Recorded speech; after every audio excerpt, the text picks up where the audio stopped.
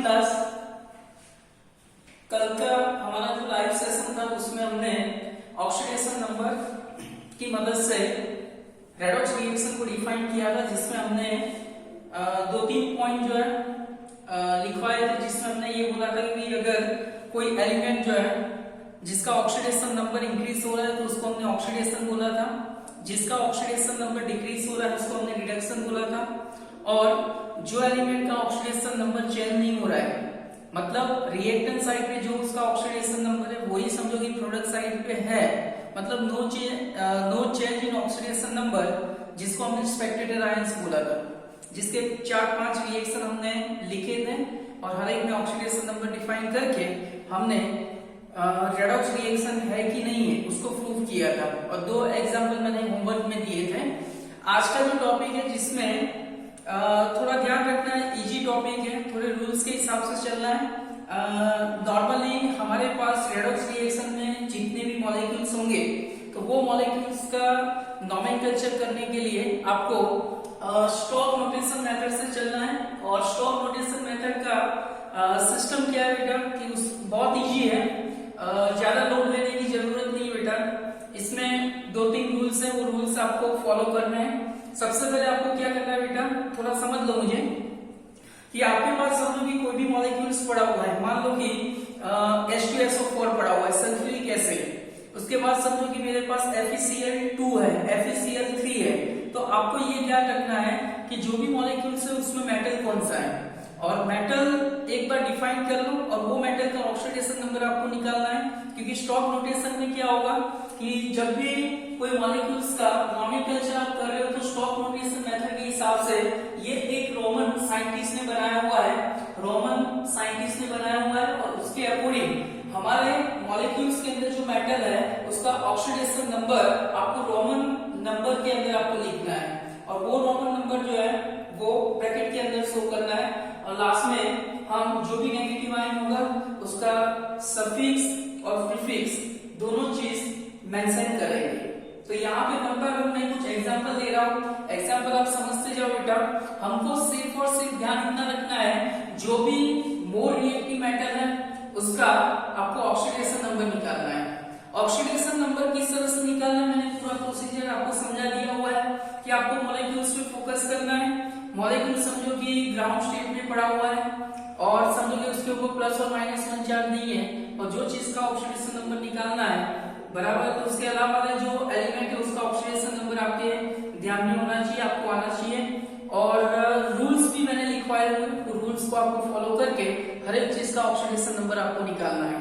तो सबसे पहले बेटा समझ लो, यहाँ पे स्टॉक नोटेशन के अंदर मैं 2 एग्जांपल यहाँ पे लिख रहा हूँ। सबसे पहला जो एग्जांपल है नंबर 1, आप थोड़ा ध्यान रखना बेटा, बहुत इजी है।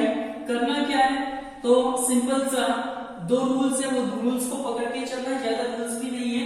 मान लो कि मैंने यहाँ पे Cu2O लिखा हुआ है और एक लिखा हुआ है CuO, है ना। तो ये नॉर्मली हम रीड कैसे करेंगे बेटा, इसको कॉपर ऑक्साइड बताओगे, ये भी चीज क्या है बेटा, कॉपर ऑक्साइड है।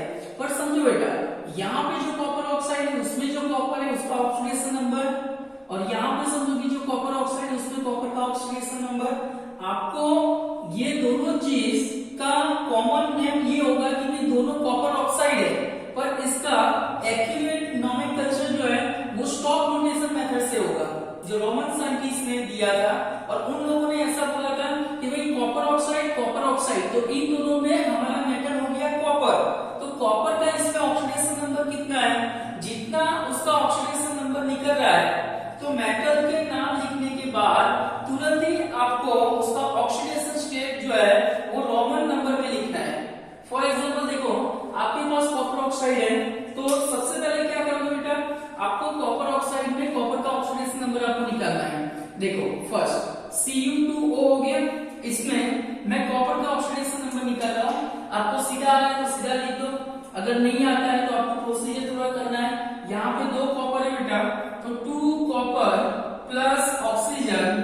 अभी आपको समझो बेटा, ये कॉपर ऑक्साइड है जिसपे ओवरऑल चार्ज कुछ है नहीं, तो हमने प्रोसीजर बताया था कि जब भी कोई प्लस या माइनस चार्ज नहीं हो तो is equal to 0 put up करना है। तो यहाँ पे देखो बेटा, तो 2 equal to 0, oxygen normal state में है तो यहाँ पे 2 कॉपर प्लस ऑक्सीजन जिसका ऑक्सीडेशन स्टेट होगा -2 इज इक्वल टू 0, यहाँ पे हो जाएगा 2 कॉपर प्लस और माइनस -2 इज इक्वल टू 0, यहाँ पे हो जाएगा 2 कॉपर इस तरफ देखे जाओ तो +2 हो गया, यहाँ पे copper is equal to +2/2 is equal to +1। तो चीजें समझो बेटा, फर्स्ट वाला जो मॉलिक्यूल्स पड़ा हुआ है इसका नाम रहेगा कॉपर ऑक्साइड, तो हमको लिखना तो वही है कॉपर ऑक्साइड, पर देखो बेटा ये कॉपर ऑक्साइड हो गया, पर हमको यहाँ पे जो हमारा कॉपर है उसका ऑक्सीडेशन नंबर कितना निकला +1, तो हम रोमन नंबर जो है वो हो गया 1 और 1 नंबर आपको ब्रैकेट में लिखना है, तो इसका प्रॉपर नेम क्या हो गया स्टॉक नोटेशन के हिसाब से कॉपर 1 ऑक्साइड। तो सिमिलर से जो बेटा CuO का निकालना है तो यहाँ पे क्या होगा बेटा, देखो CuO तो सिमिलर मेथड फॉलो करना है, यहाँ पे कॉपर का ऑक्सीडेशन नंबर निकालना है, ऑक्सीजन इज इक्वल टू 0 हो जाएगा, अगेन हो जाएगा copper plus -2 is equal to 0, तो यहाँ पे होगा कॉपर प्लस और माइनस -2 इज इक्वल टू 0, तो कॉपर इज इक्वल टू कितना होगा +2। तो सेकंड जो मॉलिक्यूल्स पड़ा उसका नॉमेनक्लेचर होगा कॉपर, और इसमें आपको देखना बेटा यहाँ पे जो कॉपर है जो मेटल है उसका ऑक्सीडेशन नंबर कितना होगा +2, तो हम रोमन नंबर में लिखेंगे 2 और लास्ट में हो जाएगा ऑक्साइड। देखो बेटा दोनों में सिमिलरिटी है कि दोनों का नाम सेम है, सिर्फ डिफरेंस इतना है कि जो मेटल है उसका ऑक्सीडेशन नंबर फर्स्ट वाले में 1 है और सेकंड वाले में 2 है। अगर इस तरह से आप इसका नॉमेनक्लेचर करो आपको प्रॉपर समझ में आएगा, वही कॉपर ऑक्साइड है और 1 का मतलब Cu2 है और 2 का मतलब क्या हो गया कॉपर ऑक्साइड। चलो क्लियर हो गया बेटा। सेकंड में नंबर 3, थर्ड नंबर पे हम कंसीडर करेंगे नंबर 3 FeO, 4 नंबर पे हम कंसीडर करेंगे Fe2O3, 5 नंबर पे हम कंसीडर करेंगे FeSO4,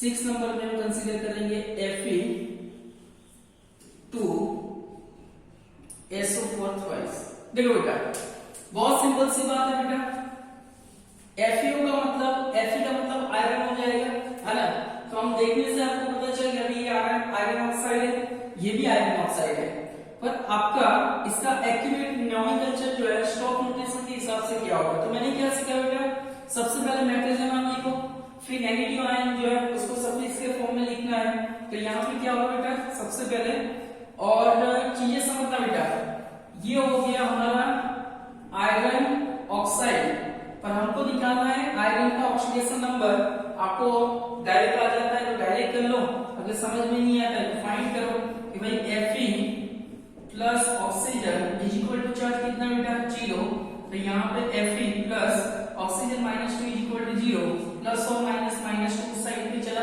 +2, तो यहाँ पे जो आयरन है उसका ऑक्सीडेशन नंबर कितना है 2, तो आयरन 2 ऑक्साइड हो गया। सिमिलर समझो कि Fe2O3 है तो इसको भी हम नॉर्मली लिखेंगे आयरन ऑक्साइड, पर इसमें आयरन का ऑक्सीडेशन नंबर कितना है, तो प्रोसीजर में थोड़ा चेंज करना है। Fe कितना हो गया 2, तो मैं यहाँ पे पुट कर रहा हूँ 2, यहाँ पे ऑक्सीजन कितना हो गया 3, तो यहाँ पे 3 पुट अप करो, बाकी का प्रोसीजर सेम है 2Fe, यहाँ पे 3 मोल कर लो, तो यहाँ पे क्या हो जाएगा 2Fe प्लस और माइनस 3 + 6 इज इक्वल टू 0, यहाँ पे 2Fe उस साइड पे गया +6/2 इज इक्वल टू +3, तो यहाँ पे जो आयरन है उसका ऑक्सीडेशन नंबर कितना हो गया बेटा +3 हो गया, तो हम क्या लिखेंगे यहाँ पे आयरन 1 2 3 ऑक्साइड, तो आयरन 3 ऑक्साइड। ए हमारा प्रॉपर नॉमेनक्लेचर हो गया अकॉर्डिंग टू स्टॉक लोकेशन, बहुत सिंपल है बेटा। आगे FeSO4 है बेटा, FeSO4 है, Fe का मतलब आयरन हो जाएगा, SO4 का मतलब सल्फेट होता है, तो हम लिखेंगे सल्फेट। बहुत सिंपल सी बात है, बट इसमें आयरन का ऑक्सीडेशन नंबर आपको निकालना है, सिंपल सी बात है बेटा। हमने रूल्स में पढ़ाया था कि SO4 का चार्ज कितना -2, तो इसका ऑक्सीडेशन नंबर -2 लिखोगे उस साइड पे चला गया तो +2 होगा, तो आयरन 2 ऑक्साइड, इसका आयरन 2 सल्फेट, तो ये उसका नॉमेनक्लेचर हो गया। ये देखो बेटा FeSO4 है, अगेन इसका नोमेनक्लेचर वही रहेगा आयरन सल्फेट। पर चीजें ये समझना बेटा कि यहाँ पे जो आयरन पड़ा हुआ है उसका ऑक्सीडेशन नंबर कितना हुआ, सर आपको समझ में नहीं आया, कोई बात नहीं बेटा, उसका ऑक्सीडेशन नंबर निकाल लो। 3SO4 is equal to charge कितना हो गया 0, तो यहाँ पे हो जाएगा 2 Fe प्लस 3 SO4 का चार्ज है -2 इज इक्वल टू 0, यहाँ पे 2 Fe प्लस और माइनस 3 2 जा कितना हो गया 6 इज इक्वल टू 0, यहाँ पे 2 Fe उस साइड में गया +6 बाय 2 कर लो, तो यहाँ पे उसका ऑक्सीडेशन नंबर निकलेगा +3। तो इसमें आयरन सल्फेट है और 2 नंबर का मतलब FeSO4 आयरन सल्फेट है, मतलब 3 का मतलब क्या हो गया आयरन 3 सल्फेट, मतलब Fe2SO4 ट्वाइस। चलो बेटा इतना हो गया। हम थोड़ा आगे जाएंगे बेटा, एक और मॉलिक्यूल्स लेते हैं। फॉर एग्जांपल समझो बेटा 7 नंबर में जो पड़ा हुआ है Na2CrO4, Na2CrO4। अभी आपको माइंड में एक क्वेश्चन होगा सर यहाँ पे दो मेटल है, कोई बात नहीं, आपको समझना है बेटा ये हमारा सोडियम है, सोडियम मतलब कैसा हो गया more reactive as compare to chromium, तो यहाँ पे सोडियम को अलग से नाम दे दो। फॉर एग्जांपल Na2CrO4 है तो इसको हम बोलेंगे सोडियम, पहले आपको लिख देना है सोडियम। तो सोडियम का ऑक्सीडेशन नंबर आपको नहीं निकालना है, क्यों नहीं निकालोगे, फॉर एग्जांपल आपके पास Na2CrO4 है, उसमें से मैं सोडियम को अलग कर रहा हूं बेटा, देखो तो यहाँ पे Na+1 है और यहाँ पे Na कितना हो गया 2, मतलब इसका ओवरऑल चार्ज कितना हुआ +2। जब ये CrO4 वहां से अलग होगा तो CrO4 अगर वहां से अलग हो रहा है तो उसपे चार्ज कितना होगा CrO4 -2। अभी ये CrO4 में जो क्रोमियम है उसका ऑक्सीडेशन नंबर आपको निकालना है। मेरा कहने का मतलब ये हुआ अगर Cr का ऑक्सीडेशन नंबर अगर आपको निकालना है तो ये मेथड हो गया। जब Na था तब उसका ऑक्सीडेशन नंबर 0 था, Na को मैंने अलग कर दिया जिसका अलग से नाम भी दे दिया हुआ है सोडियम, है ना, तो सोडियम को अलग कर दिया तो CrO4 -2 हुआ, उसमें क्रोमियम का ऑक्सीडेशन नंबर आपको निकालना है क्योंकि ये मेटल हो गया।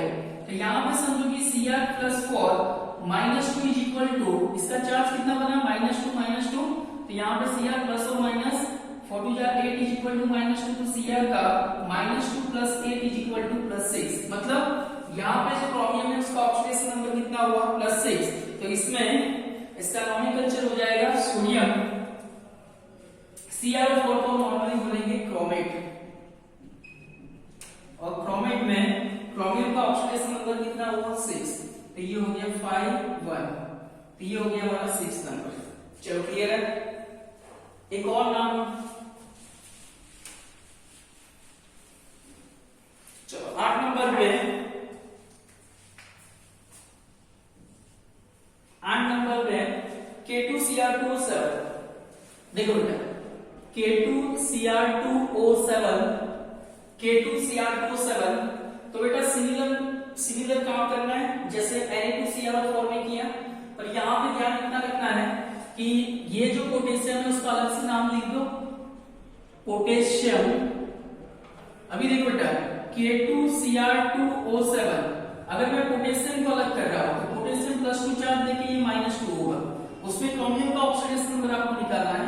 तो Cr कितना हो गया 2 + 7 ऑक्सीजन है, और जब पोटेशियम को अलग करें तो चार्ज कितना बनना है -2, है ना, तो यहाँ पे 2 क्रोमियम + 7 -2 इज इक्वल टू -2 हो गया, तो यहाँ पे 2 क्रोमियम प्लस और माइनस 7 2 जा 14 इज इक्वल टू -2, यहाँ पे 2 Cr -2 + 14 इज इक्वल टू +12, उसको डिवाइड बाय 2 करोगे तो चार्ज मतलब ऑक्सीडेशन नंबर कितना निकलेगा +6। अभी देखो बेटा Cr2O7 को हम बोलेंगे डाइक्रोमेट, क्या बोलोगे डाइक्रोमेट, तो इसका नोमेनक्लेचर होगा पोटेशियम डाइक्रोमेट, पर क्रोमियम का ऑक्सीडेशन नंबर अगेन हो गया 6, तो ये हो गया पोटेशियम डाइक्रोमेट। चलो बेटा समझ में आ रहा है, तो आपको आना चाहिए स्टॉक नोटेशन में जो भी मेटल है उसका ऑक्सीडेशन नंबर निकालना, प्रोसीजर हमने सिखा दिया हुआ है, उसका जितना प्रैक्टिस करोगे उतना काम बढ़िया होता जाएगा। नेक्स्ट आपको लिखना है Cr2O3।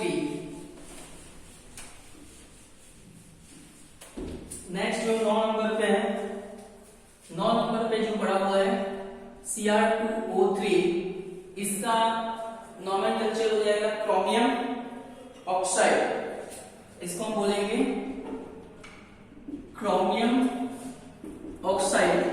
अभी सीधी बात है बेटा, Cr2O3 है, उसमें क्रोमियम का ऑक्सीडेशन नंबर निकालना है, तो 2 + 3, ऑक्सीजन चार्ज कितना है 0, तो यहाँ पे 2Cr + 3 -2 = 0, 2Cr प्लस और माइनस 6 0, 2Cr + 6, Cr +6/2 +3, मतलब यहाँ पे जो क्रोमियम उसका ऑक्सीडेशन नंबर हो गया 3, तो मैं यहाँ पे लिखूंगा क्रोमियम 1 2 3 3 ऑक्साइड। तो ये बेटा स्टॉक नोटेशन मेथड है, जिसमें अगर ऑक्सीडेशन नंबर आप प्रॉपर बता देते हो मेटल का, तो आपके पास कंपाउंड जो है अच्छी तरह से डिफाइन हो जाएगा।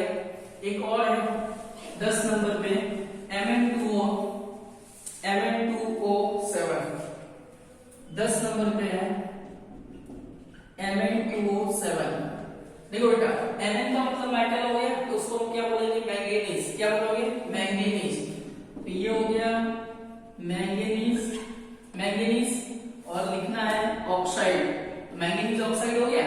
और आपका समझो कि मैंगनीज जो है उसका ऑक्सीडेशन नंबर आपको निकालना है, तो यहाँ पे 7 ऑक्सीजन 7 2 या 14 हो गया, इस तरह से 2 हो गया +7 ऑक्सीजन = 0, तो 2 Mn हो गया +7 -2 = 0, तो यहाँ पे -14 उस साइड पे गया +14 और +14 डिवाइड बाय 2 करोगे +7 हो गया, मतलब ये हो गया 5 6 7, तो ये हो गया मैंगनीज 7 ऑक्साइड।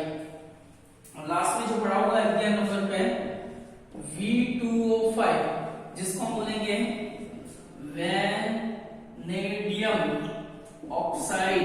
और वैनेडियम ऑक्साइड में वैनेडियम हमारा मेटल है, उसका ऑक्सीडेशन नंबर आपको फाइंड करना है।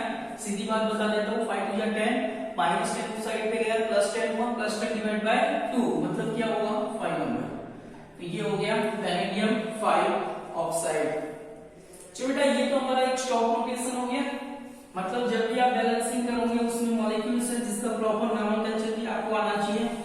तो ये एक छोटा टॉपिक था, oxidation number and nomenclature by stock notation method.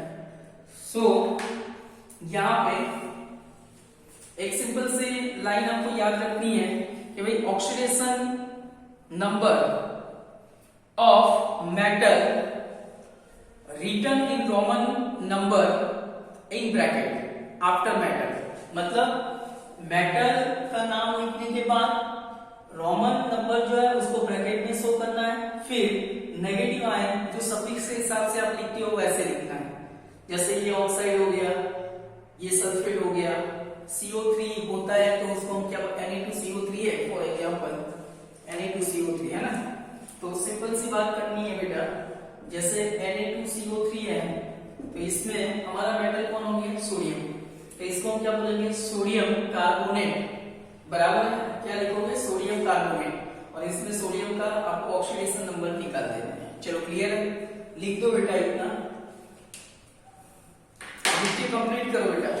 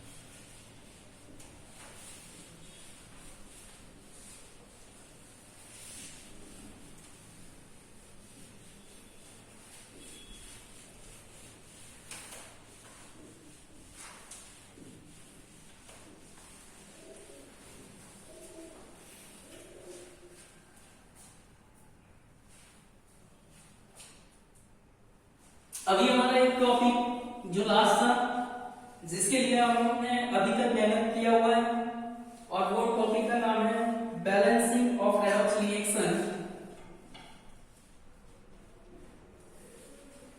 Balancing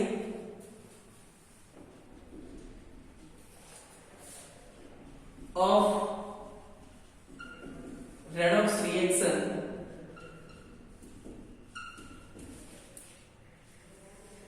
इसके लिए बेटा हम थोड़ा मेहनत करते थे।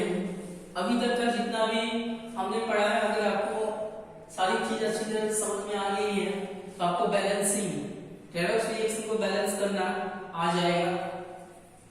तो सबसे पहले बेटा बैलेंसिंग ऑफ रेडॉक्स रिएक्शन में हमारे पास दो मेथड है। एक मेथड जिसको हम नंबर 1 वाला जो मेथड है, जिसको हम बोलेंगे balancing of redox reaction by oxidation number method. एक जो मेथड है balancing of redox reaction by, एक मेथड हो गया हमारा oxidation number method. Oxidation number method एक हमारा रिएक्शन जो है जिसमें हम बताएंगे ऑक्सीडेशन नंबर मेथड से कैसे रेडॉक्स रिएक्शन को बैलेंस करेंगे। और सेकंड वाला जो है नंबर 2, सेकंड मेथड जो है जिसको half oxidation and half reduction method बताओगे। दोनों मेथड बहुत इजी है बेटा। ऑक्सीडेशन नंबर सेकंड वाला जो है balancing of redox reaction by oxidation number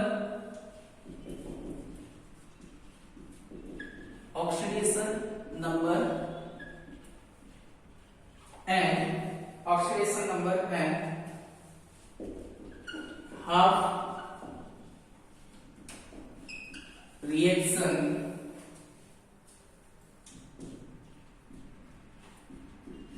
equation method.